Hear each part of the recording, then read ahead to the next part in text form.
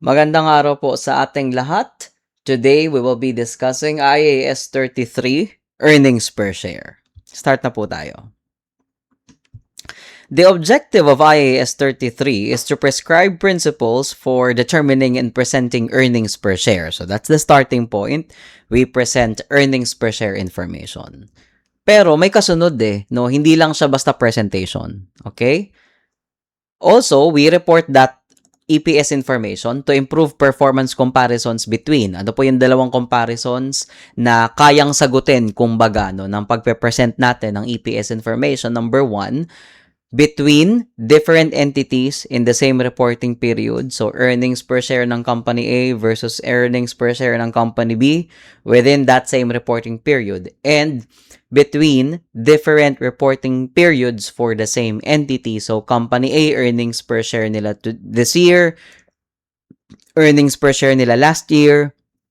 So, basically, between different periods.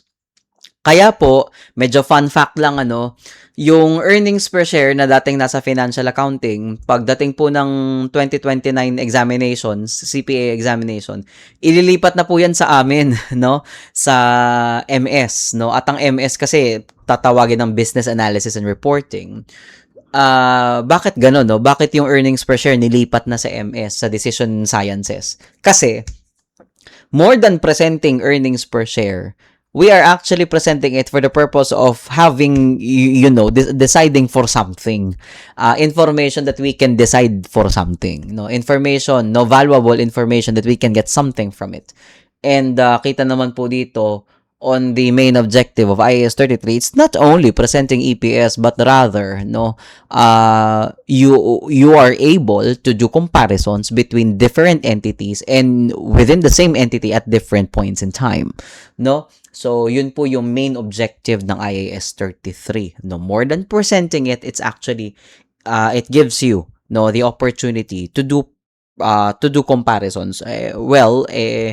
Yung comparisons na yun may pinanggagalingan na may gusto kang malaman no? That's why you compare. Sige po. Ano po ang scope ng IAS 33? IAS 33 applies to entities whose shares are publicly traded or are in the process of issuing securities to the public. So, pag publicly traded po ang company, required maglabas ng IAS 33. It applies to those entities whose shares are publicly traded. Now, if other entities trip nila na mag-present ng earnings per share information, they can do so. Basta, syempre dapat compliant with IAS 33. Another one or another point na kailangan natin tandaan is that if both parent and consolidated statements are presented in a single report, then the EPS is only required to be presented for the consolidated statements. Hindi na required dun sa standalone parent company statements. So dun na lang mismo sa conso.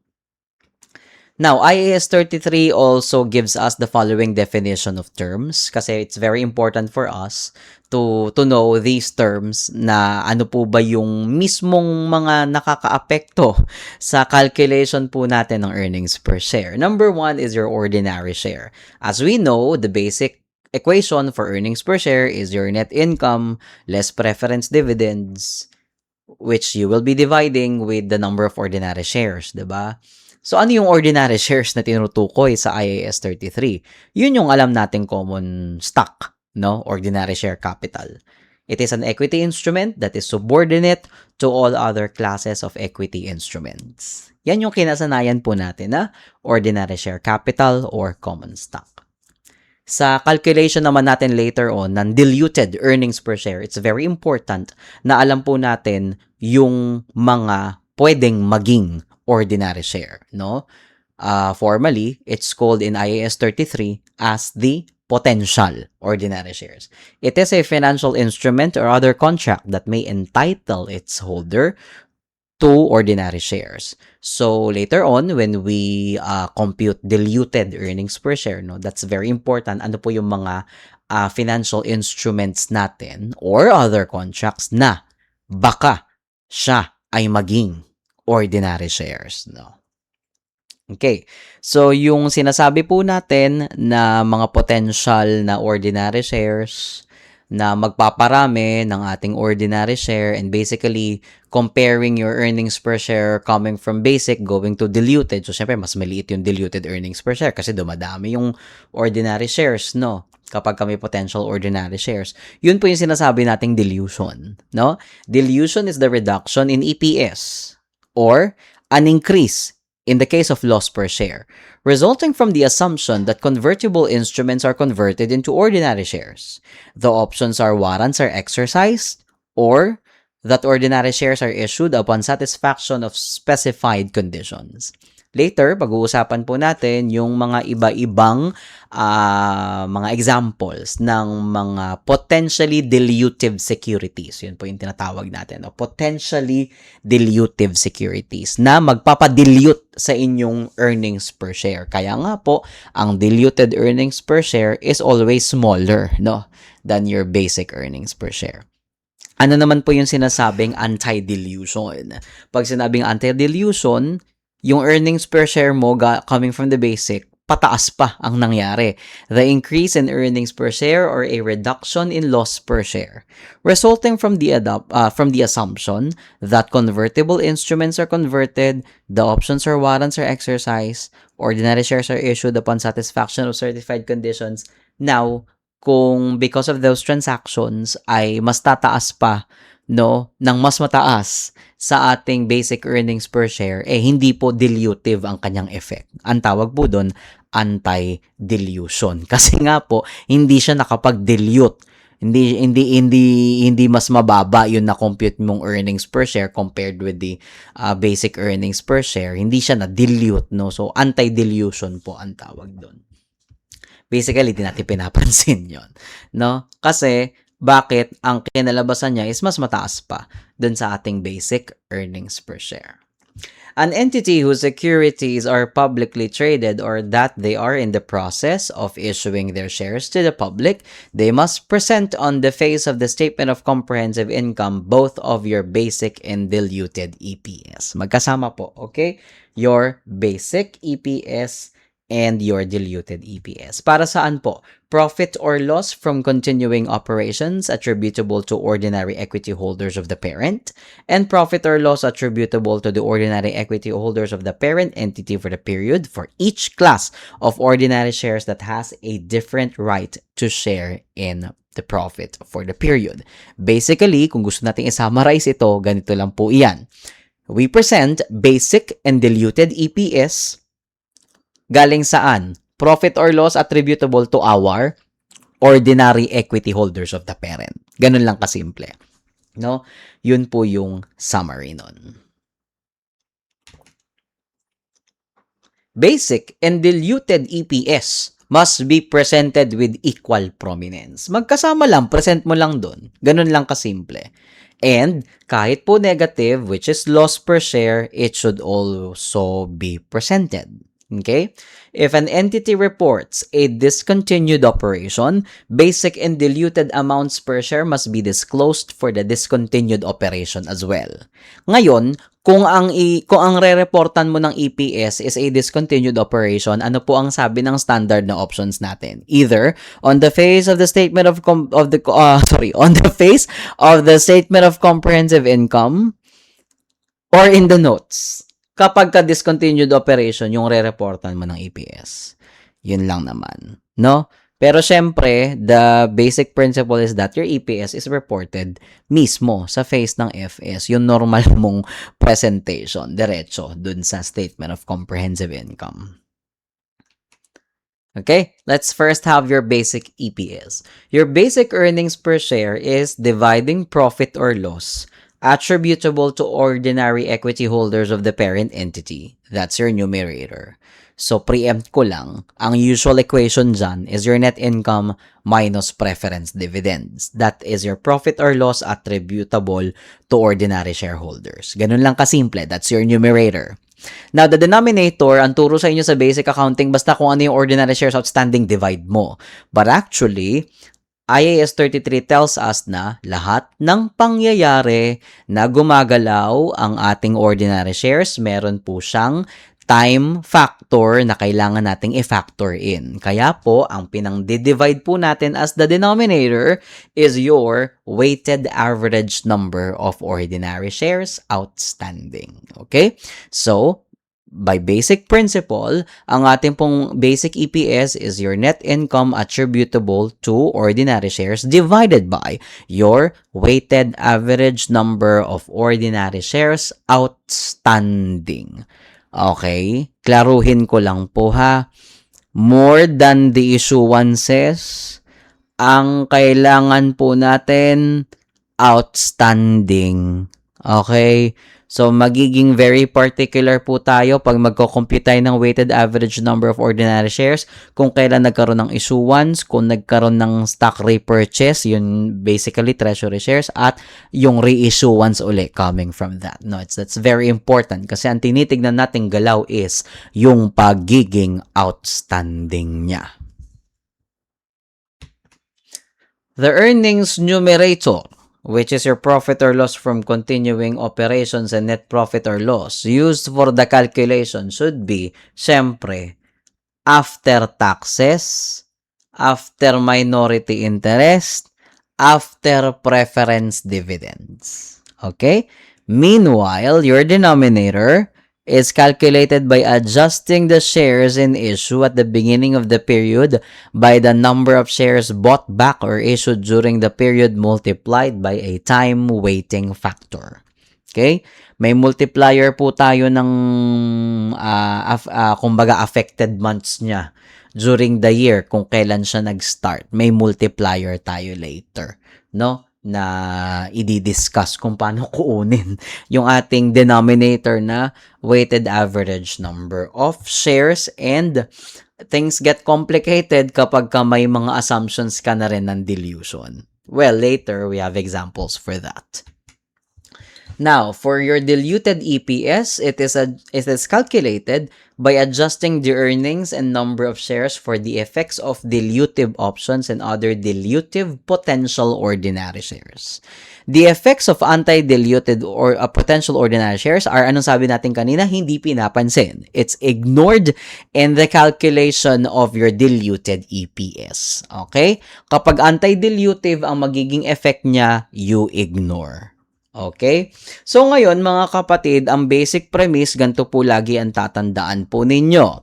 Kapag ka basic earnings per share ang kino-compute po ninyo, yung katotohanan na nangyayari sa ordinary shares, yun lang ang papansinin nyo.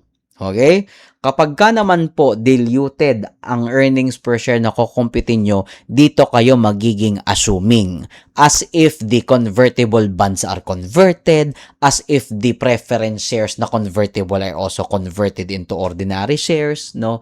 So sa diluted earnings per share, medyo magiging assuming ka. Whereas, in your basic earnings per share, dun ka lang sa katotohanan na nangyayari sa iyong ordinary shares. Okay, so magkaroon po tayo ng iba-ibang examples ng dilutive securities na pwede nating magamit, no, sa inyong calculation ng diluted earnings per share. Okay? Number 1, convertible securities.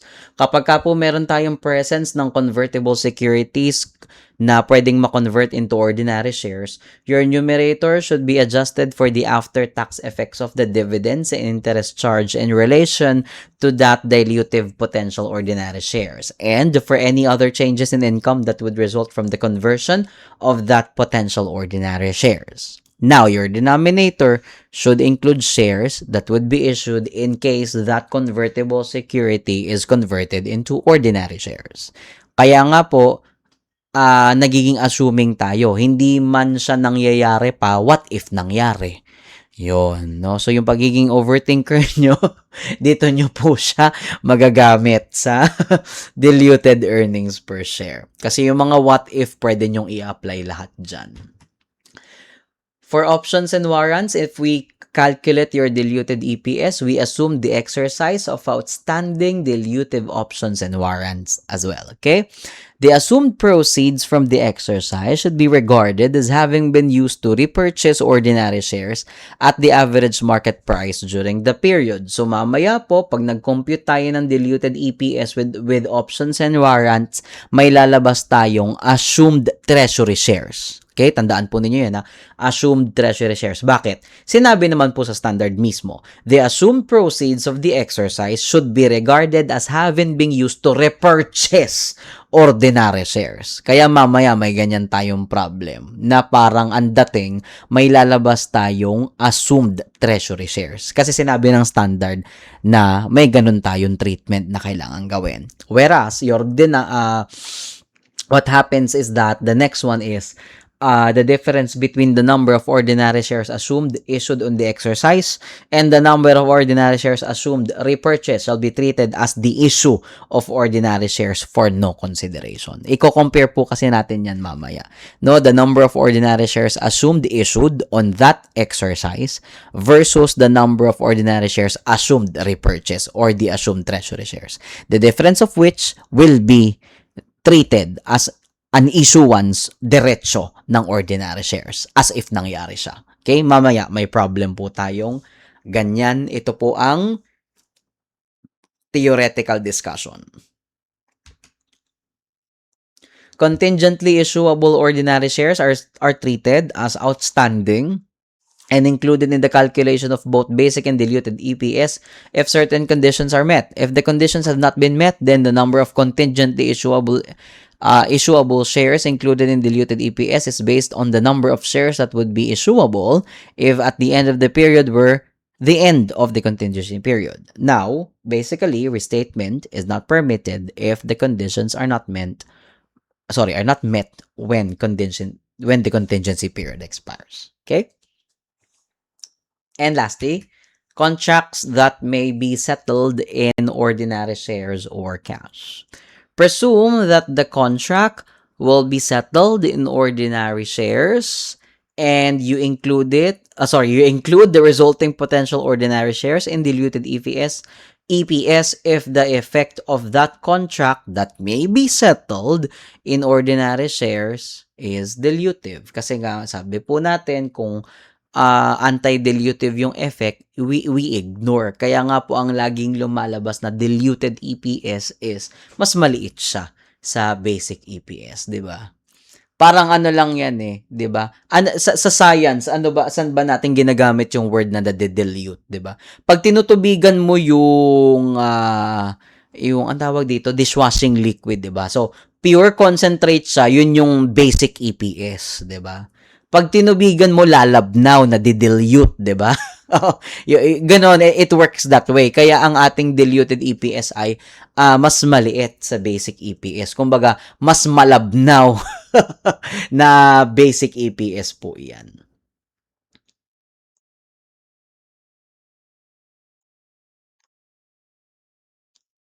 Okay, sige.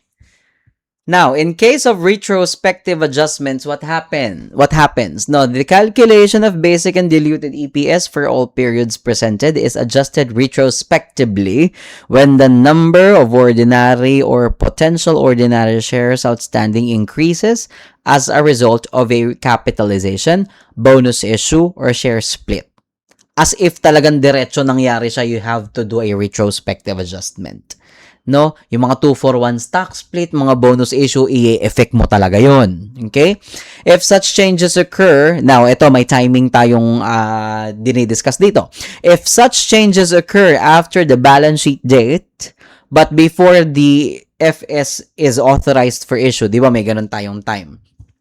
The balance sheet date is December 31, pero meron tayong future date bago may issue yung FS talaga, di ba, authorized for issue. So, if such changes occur after the balance sheet date but before the FSs are authorized for issue, then the EPS calculations for those and any prior period FS are based on that new number of shares.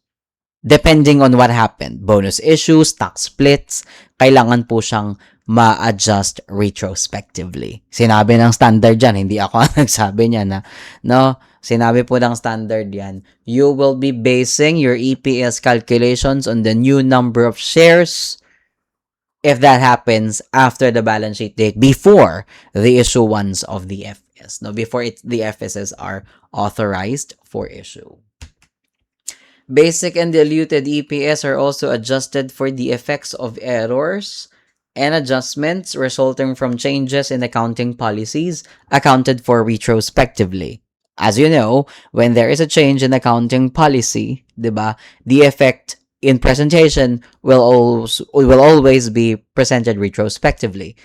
Damay ang presentation ng basic and diluted EPS if we need to have certain adjustments on that which resulted from a change in an accounting policy. Diluted EPS for prior periods should not be adjusted for changes in the assumptions used or for the conversion of potential ordinary shares into ordinary shares outstanding. And then, if we present EPS, these are the disclosure requirements. Number 1, the amounts used as the numerator in calculating basic and diluted EPS. The reconciliation of those amounts to profit or loss attributable to the parent entity for the period. The weighted average number of ordinary shares as the denominator, and a reconciliation of these denominators to each other in terms of the basic going to diluted. No? Instruments that could potentially dilute basic EPS in the future, but were not included in the calculation of diluted EPS because they are until dilutive for now. Okay? And a description of those ordinary shares transactions or potential ordinary share transactions that occurred after the balance sheet date that would have changed significantly the number of ordinary shares or potential ordinary shares outstanding at the end of the period if those transactions had occurred before the end of that reporting period. No? Kumbaga, you would want the readers to know na kung sakaling nangyari ito before the year end, ito yung mangyayari eh. Ganon. Okay, so examples include issues and redemptions of ordinary shares issued for cash, warrants and options, conversions, and exercises. So you let the reader know na what if this happened before the balance sheet date, then eto talaga may mga ganito pang mangyayari. So you also have to disclose that description that occur after the balance sheet date na magpapabago sana sa number of ordinary shares if those transactions has occurred before the end of the reporting period. Okay? So that's our theoretical discussion. Let's work on your problems. We will just be answering, I think, how many po ito? No, 14 questions lang naman po. Ilang problem sets lang. So, mag-reminders lang muna tayo ng mga dapat po ninyong tandaan sa pagko-compute ng EPS. Number 1 sa lahat, mga kapatid, your net income attributable to ordinary shares is that you deduct preference share dividends from your net income. Ngayon, ito ang usapan. Sige, madaling mag-deduct ng preference share dividend. The number of preference shares multiplied by the par value multiplied by the dividend rate. Walang problema. The question is, what if it is non-cumulative? If it's non-cumulative, dapat po no, sabihin kung siya po ay declared or not declared. Kasi kung declared lang po natin siya ima-minus. Kung no declaration, ignore. Pero pag cumulative, alam nyo naman po yan, you always provide that one basic dividend for each of your share at that certain period. Huwag nyo pong papansinin yung dividends in arrears. Basta cumulative, what we are talking about is the current period effect niya sa profit. Okay? So, kapag ka po cumulative, declared or not, dahil cumulative siya, magmaminus tayo ng current period preference share dividend dun sa net income for your denominator. Okay? So, your basic earnings per share will be net income minus your preference share dividends all over your weighted average outstanding ordinary share. Take note of the word outstanding. Okay? For basic loss per share, sa ating pong cases where net loss ang isang company, paad po ang preference share dividends. Bakit? Well, mathematically, kapag yung net income mo negative, magma-minus ka ng preference share dividends, edi double negative, magpa-positive, paad siya, diba? So, mathematically, ganun siya. So, you apply it here. The absolute amount of your net loss, you add your preference share dividends. Okay? Divided by your weighted average outstanding ordinary share. Tapos, tandaan po natin sa computation ng basic EPS, ang atin pong tinitignan ay yung katotohanan na nangyayari sa ordinary shares. Pero, pagpasok po natin ng mga diluted EPS calculation, dito ka naman mga magwa-what if. What if na-convert yung preference share to ordinary share? Anong mangyayari? Tingnan nyo dito. What if the preference share is convertible into ordinary share? Pag yung preference share na convert into ordinary share, edi syempre yung preference share, ordinary share na siya, di ba? So, wala ka ng preference dividends. Kasi nga na-convert siya, di ba? Wala ka ng preference dividends na ima-minus sa net income kasi nga na-convert siya from a preference share to ordinary share. So, that assumption would apply here na, yung preference share mo, naging ordinary share, edi malamang wala ka ng preference dividend. Okay? Pero sa denominator, yung weighted average outstanding number no, ng ordinary shares mo, i-add mo yung potential ordinary share for that convertible preference share. Okay? Kapag ka naman po, convertible mo to ordinary shares ay bonds, unahin ko yung denominator. So, syempre, yung usual mo na weighted average outstanding amount, no? Or outstanding number of ordinary shares. I-add mo yung potential ordinary shares that would arise on that convertible bond. Pero, dahil yung bond ay na-convert from a bond to a share, dapat i-re-add mo yung interest expense after tax effect niya. Bakit? Sir, bakit gano'n? Bakit tayo magre-re-add ng interest expense? Kasi ang assumption mo, kung yung bond mo ay bond, edi syempre may interest expense, diba dapat? Ulitin ko ha, kung ang bond mo ay bond, edi syempre malamang talaga kailangan may interest expense ka. Ang assumption mo nga yung bond naging ordinary share. Ba't ka magkakaroon ng interest sa ordinary share, diba? So, what you have to do is that certain amount of interest expense, after tax effect niya, i-re-add mo sa net income. Okay? And then, syempre, kung may standing preference share dividend, magma-minus ka. Okay? Sa mga share options naman po natin, it's your net income minus preference share dividend. Tapos sa baba, your weighted average outstanding number of ordinary shares plus the weighted incremental na sinabi natin kanina. Naalala niyo sinabi natin kanina? Kukunin niyo yung difference between the potential ordinary share coming from that share options versus yung assumed treasury, yun yung magiging incremental na amount ng ordinary share for that period. Paano kinukuha yung assumed treasury share? The exercise price of the option multiplied the number of share options, that is the cash equivalent of the option, that when you exercise, ito yung mismong cash amount na pwedeng ma-receive. You divide it by the average fair value of the shares of the entity, and that will be your assumed treasury shares. Yan po yung ima-minus nyo mamaya dun sa potential ordinary shares arising from the option. That incremental will then be added here. And yung incremental na yon ay dapat weighted. Okay, pero may example naman tayo dyan para hindi tayo nagkakalituhan sa ating kwentuhan. Let's have your question number 1. Mga basics muna tayo. Mag-compute ng weighted average number of shares. Una sa lahat, Oman Company had 100,000 ordinary shares on January 1, 2018. That is already standing for 1 year. So, your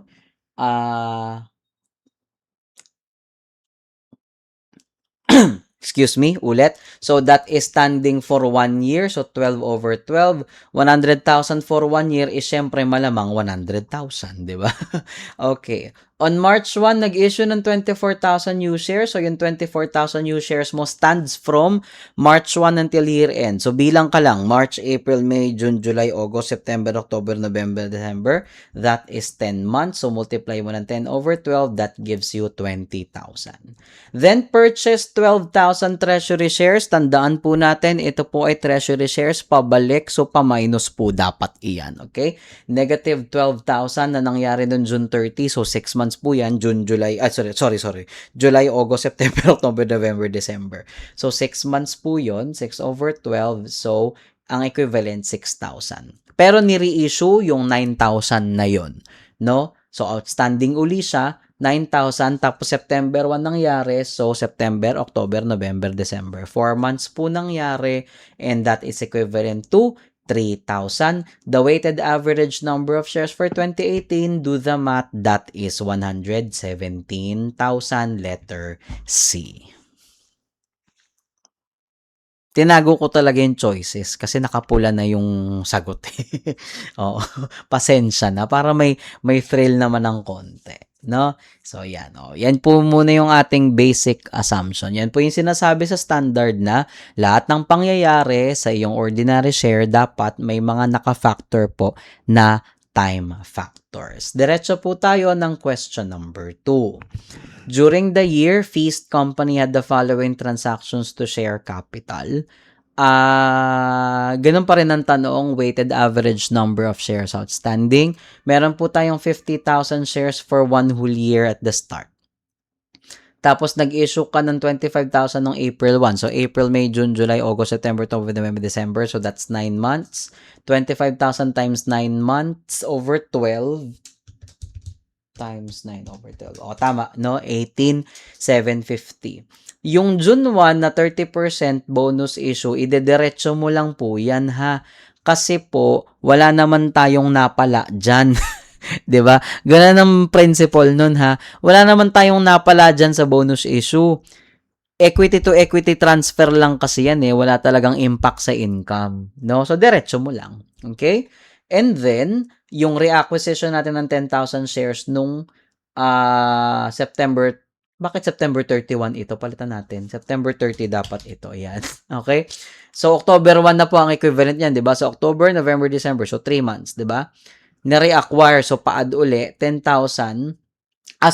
Reacquire. So, yan po ay magiging treasury kasi ni-reacquire. So, 10,000 times 3 over 12, that is 2,500. The total of which is 88,750.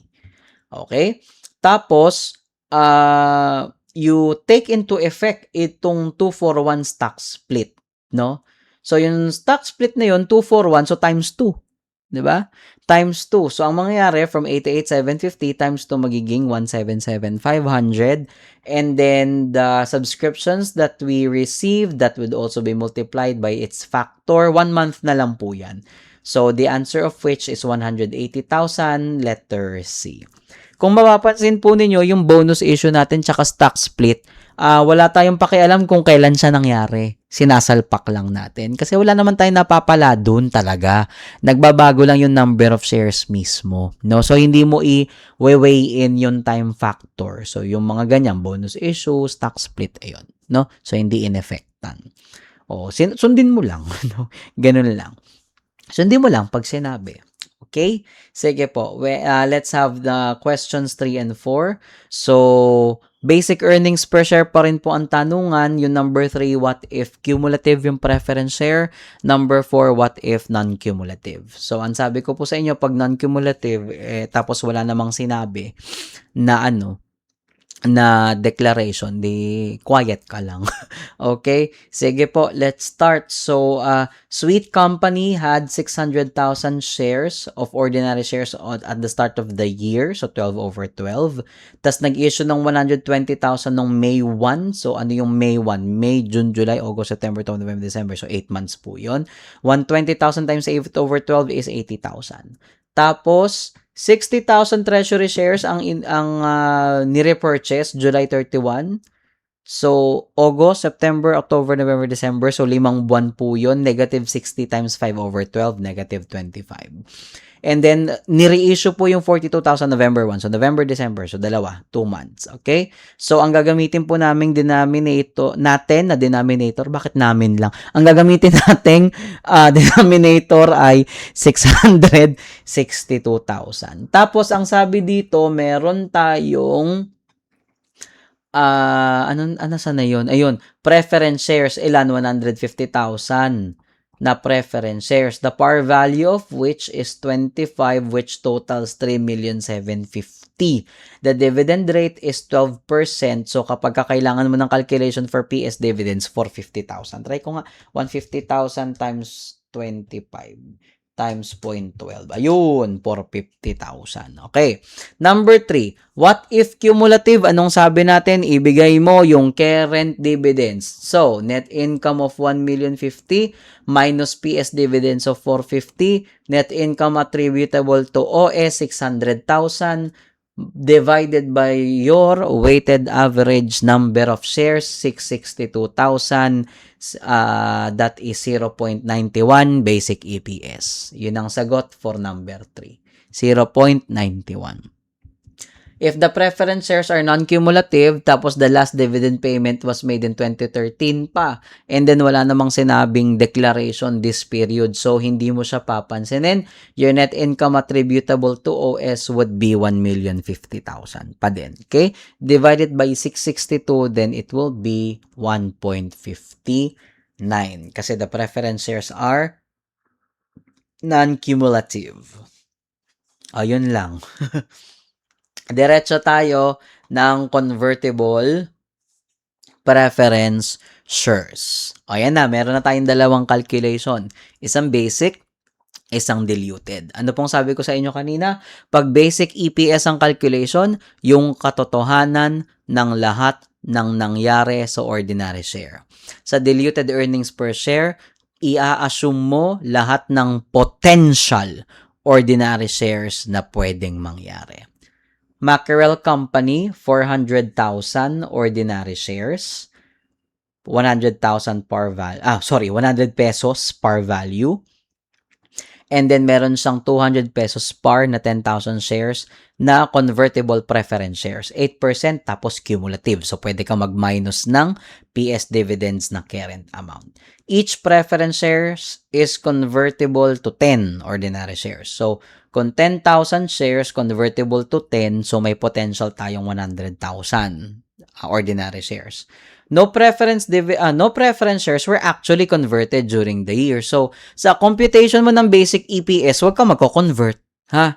Anong sabi ko sa inyo kanina? Kapag ka basic EPS, ang katotohanan lamang na nangyari. Sinabi kasi sa problem na no preference shares were actually converted. Wala talagang kinonvert. So, quiet ka lang pag basic EPS. Saan mo papansinin yung possibility niyan? Sa diluted. Okay? The net income is 1.2M. Walang declaration ng dividends, pero dahil cumulative, minusan mo pa din. Okay?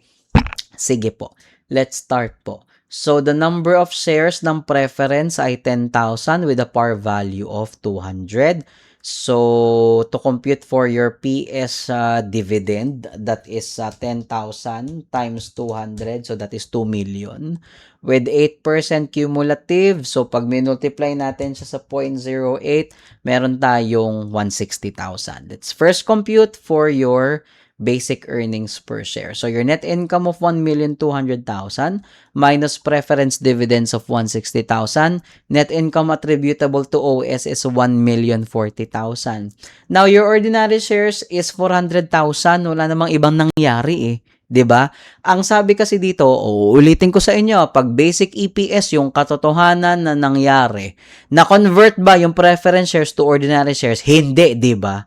Hindi, 'di ba? Wala kang gagawin. So yun pa ring 400,000 ang denominator mo. 1,040,000 divided by 400,000, basic EPS 2.6. Ngayon, pagdating natin ng diluted earnings per share, i-check mo 'yan. Dapat yung mako-compute nating diluted earnings per share mas maliit sa basic, ha. Dapat mas maliit yung diluted EPS sa basic EPS. So, ngayon, i-assume natin yung conversion. So, if we have 10,000, ang tawag dito, preference shares na convertible into 10, so meron tayong potential na 100,000. Ngayon, at the start of the year, talagang convertible siya eh.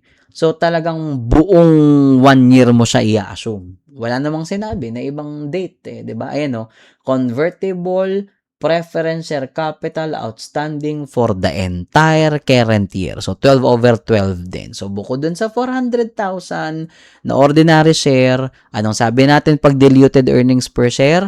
Dito ka nagkakaroon ng pagiging assuming. So, magiging assuming ka.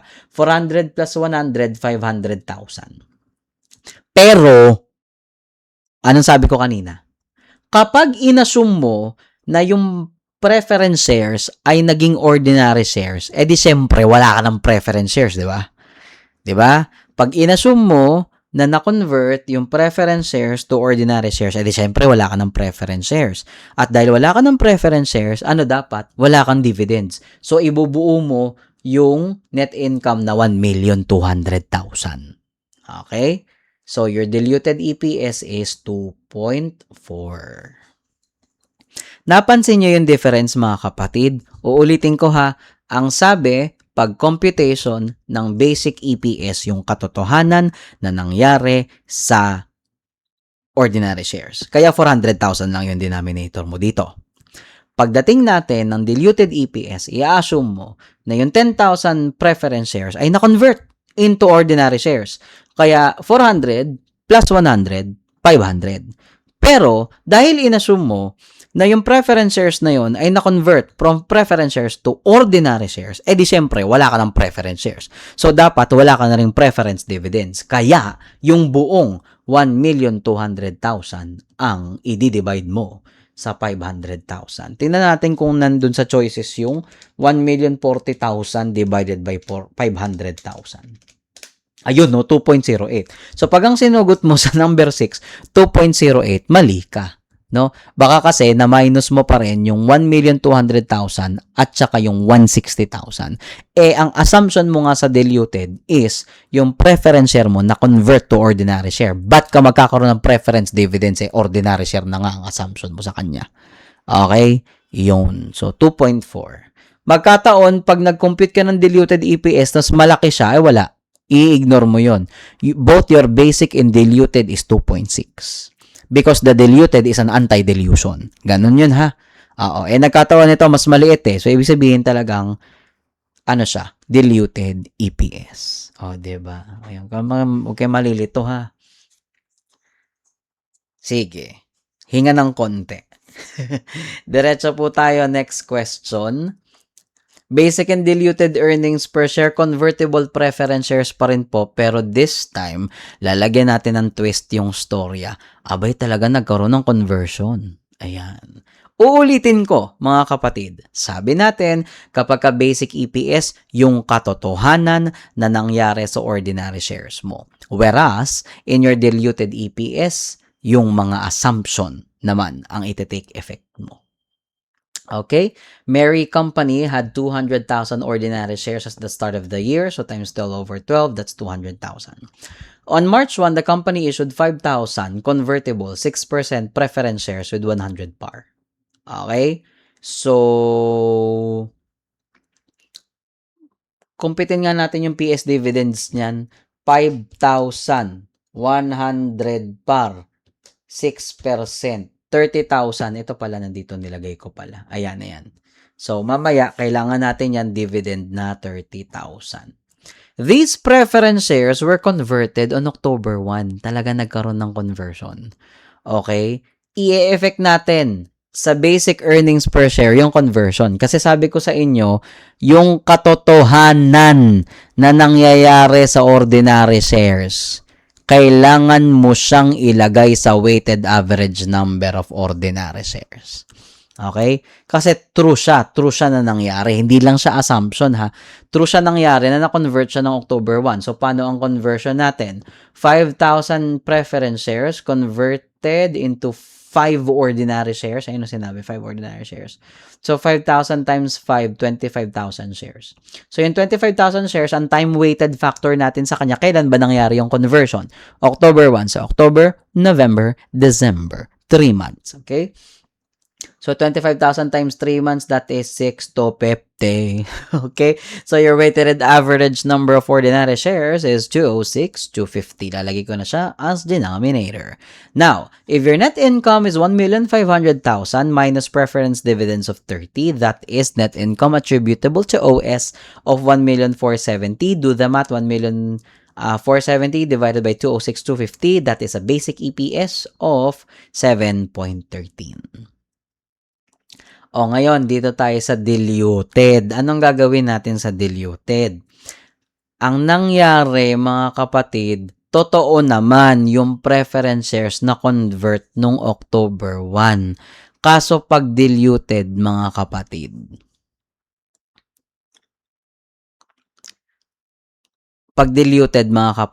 i-assume mo always na itong preference shares na ito, ang katangian niya convertible 'di ba? Ang katangian niya convertible talaga. So ganito gagawin mo. Yung 200,000 mo na talagang ordinary shares, 1 year talaga 'yan. Tapos yung convertible, yung pagiging convertible niya na 5,000 times 5 ordinary shares na 25,000, hindi mo siya October 1. Doon ka kung kailan siya na-issue as preference share. Kasi nga, ang katangian niya, convertible siya into ordinary share. So, by that time, from March 1 pa lang, may katangian na siya na ma-convert into ordinary share. Yun ang gagamitin mo, yung March 1. Okay? So, March, April, May, June, July, August, September, October, November, December. Okay? So, 10 months. Yun. So, 2833 with a total of 22833. Nagets nyo ko? No? Sa basic, yung totoong pangyayari. Na-convert talaga siya noong October 1 So, if a-factor in mo for 3 months, October, November, December, 3/12. Sa diluted, hindi. Nung time na na-issue yung preference shares na yun nung March 1, may katangian na siyang convertible. So, potentially dilutive security na siya that time. Okay? So, 10 months magka-count yun. Okay? So, yung net income mo na 1,500,000, eto ngayon. Kasi 'di ba preference shares po siya. Pero ang assumption nga po natin is pag na-convert siya into ordinary shares, hindi na siya preference share. So wala kang preference dividend. So idediretso mo ang numerator mo 1,500,000 divided by 228.33. Ang diluted EPS mo 6.79. Sir, bakit dito nag-minus ka pa ng dividends na 30,000? I-convert na siya. Tutoy, meron pa tayong period ng March 1 hanggang October 1 na ang status niya ay preference shares. Okay? Nagets mo? No? Sabi ko nga sa inyo, pag basic EPS, nasa katotohanan pa tayo. Kahit na-convert yung preference shares na yan noong October 1 into ordinary shares, may katangian pa rin siya na isa siyang preference share capital bago siya ma-convert. So, kailangan mong i-minus yung dividends na yon. Pagdating sa diluted, you are looking into the perspective na nung in-issue yung preference shares na yun nung March 1 pa lang, potential dilutive security na siya. Kaya 10 months yung nilagay dito at wala ka nang i-minus na preference dividends. Okay? So, your diluted earnings per share is 6.79. Dali lang, di ba? Oo. Basta ang point of view ha, lagi ang perspective. Pag basic, yung totoong nangyayari. Kaya yung 25,000 natin dito is finactor in lang nun talagang na-convert siya. Pero sa diluted natin, yung 25,000 is yung katangian niya as a potentially dilutive security nung time pa lang na in-issue siya as a preference share. Tapos sa basic earnings per share, talagang magma-minus ka ng dividends kasi may time na yung preference dividends na yun ay talagang preference dividends. Pero sa diluted, i-assume mo na lahat ng preference dividends na yun, what if maging ordinary siya? So, since lahat siya, i-assume mo na naging ordinary, wala kang preference shares. Kaya wala kang ima-minus na preference shares. O, diba? Okay, diretso tayo. Bonds naman po tayo, convertible bond, no? Ang tinatanong sa atin, what will be the number of shares to be used for computing BEPS and DEPS? Okay. So, game. Jet Ski Company had 250,000 ordinary shares on January 1, 2018. An additional 50,000 ordinary shares were issued on April 1, April, May, June, July, August, September, October, November, December. That's 9 months, kaya 9/12. And 25,000 more on July 1. So, July, August, September, October, November, December. So, 6 months. 25,000 times 6/12. Okay. Basahin pa natin. On October 1, 2018, the company issued 5,000, 1,000 face amount convertible bonds. Each bond is convertible into 20 ordinary shares but no bonds were actually converted into ordinary shares. Anong sabi ko sa inyo mga kapatid? Kapag basic earnings per share, yung katotohanan lang na nangyayari. Hindi po talaga na-convert ang mga bonds na iyon as ordinary shares. So, ito lang po ang irerespeto natin sa ating time factoring. So, 300,000. Ang denominator mo sa basic earnings per share. O, dito na tayo magiging assuming sa diluted EPS. So, meron kang 250,000 for 1 year. Ganun pa rin starting point. Yung 50,000 mo for 9 months, tapos yung 25,000 mo ng 6 months, and then i-assume mo what if yung 5,000 na bonds na yan ay na-convert nga into 20 ordinary shares, edi may 100,000 siyang ordinary shares. So, 100,000. Kung sakali man na siya ay talagang potentially magiging ordinary shares, kailan siya nangyari? October 1. So, fa-factoran mo ng time. October, November, December. 3/12. So, damay siya. Ayan po siya, 25,000. So, for diluted, do the math, ito po ay 325,000. Nakita niyo yung difference? Anong sabi natin? Pag basic, yung katotohanan. Pag diluted, i-assume mo na yung mga potentially na mako-convert, na-convert nga siya talaga. Okay? Next po tayo, convertible bonds pa rin, pero yung may nire-re-add na interest expense. No, gusto nyo yun? Sige, lagyan natin ng ganon. No? Nakakasunod po ba? Sana naiintindihan nyo yung mga pinagagagawa natin. Okay. Money Company, 100,000 ordinary shares on January 1. I'm pertaining to the basic, no? February 1, the company issued 5,000 convertible 10% bonds with 1,000 face amount. Convertible pa lang, so wag mo munang pansinin. Basic pa lang kino-compute natin. Tapos bigla ba naman, the bonds were converted on October 1. So meron po tayong period na bonds pa siya from February 1. So February, March, April, May, June, July, August, September kasi October 1 nangyari. So may 8 months po na siya ay bonds pa. Abay, na-convert ba naman? No? 30 ordinary shares were issued in exchange for each bond. Sabi natin, pag basic EPS, yung katotohanan na nangyari. Ano nangyari? Abay talagang na-convert.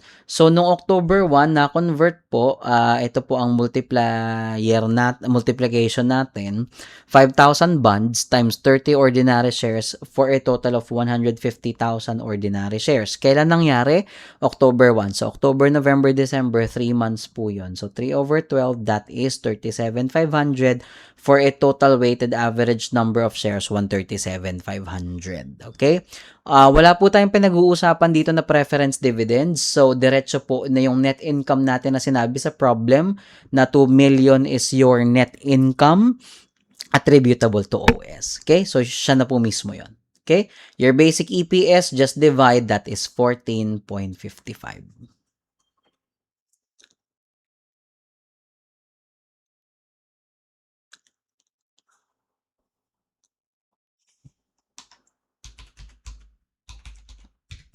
Ngayon, sa diluted, mga baby, i-assume natin na nung inisyo yung bonds nung February 1, siya ay isa ng potentially dilutive security. Diba? Ganun yung ginagawa natin, no?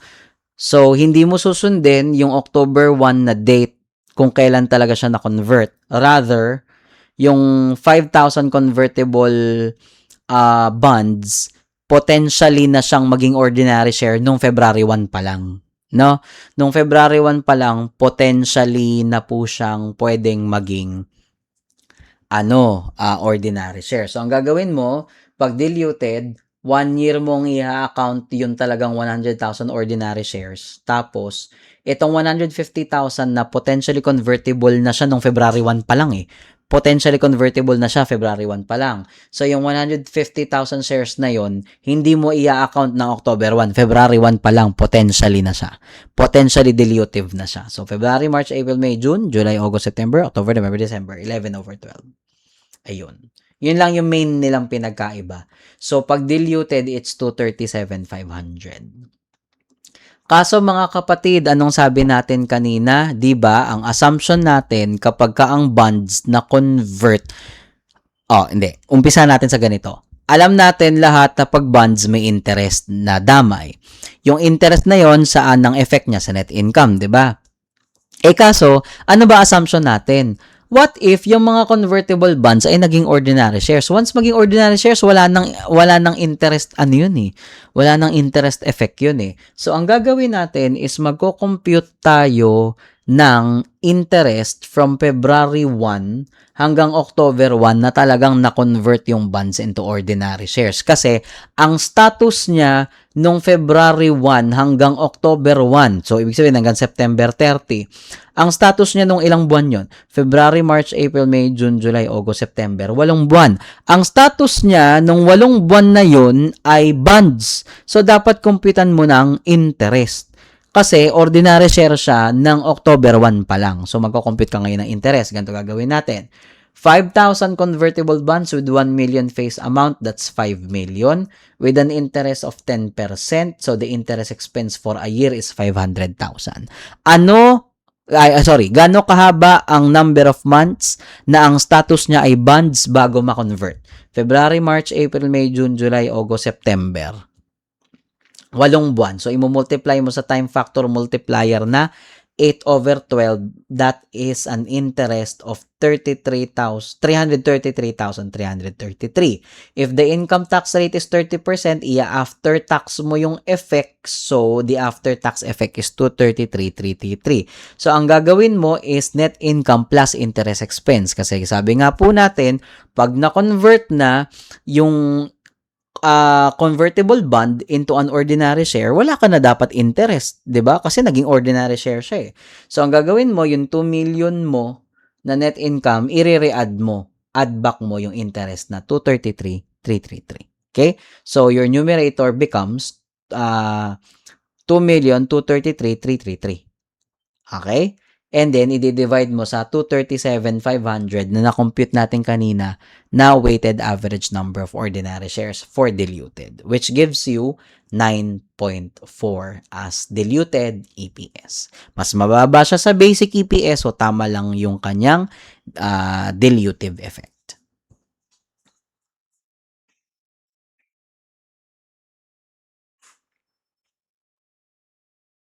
So, kung mapapansin nyo, sa basic, yung katotohanan na nangyari, October 1 lang siya na-convert, so, dun mo lang i-account yung conversion.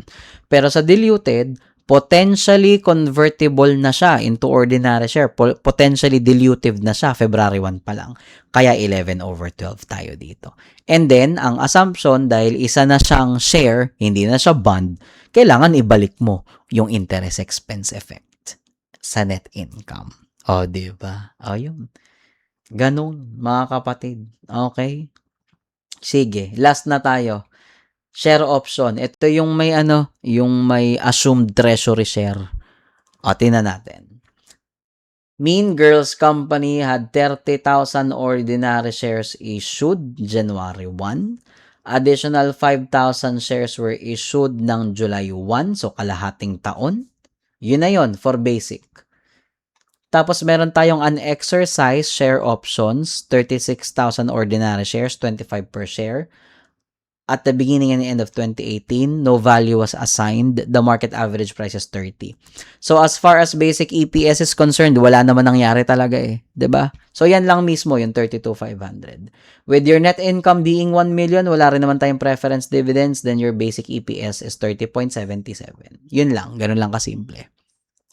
Dito tayo ngayon mag-uusap sa diluted earnings per share. So, same pa rin ang starting point mo, yung 30,000 for 1 year at yung 5,000 na inisyo noong July 1. Tapos, meron tayong magiging assumed, paano ba tawagin yun?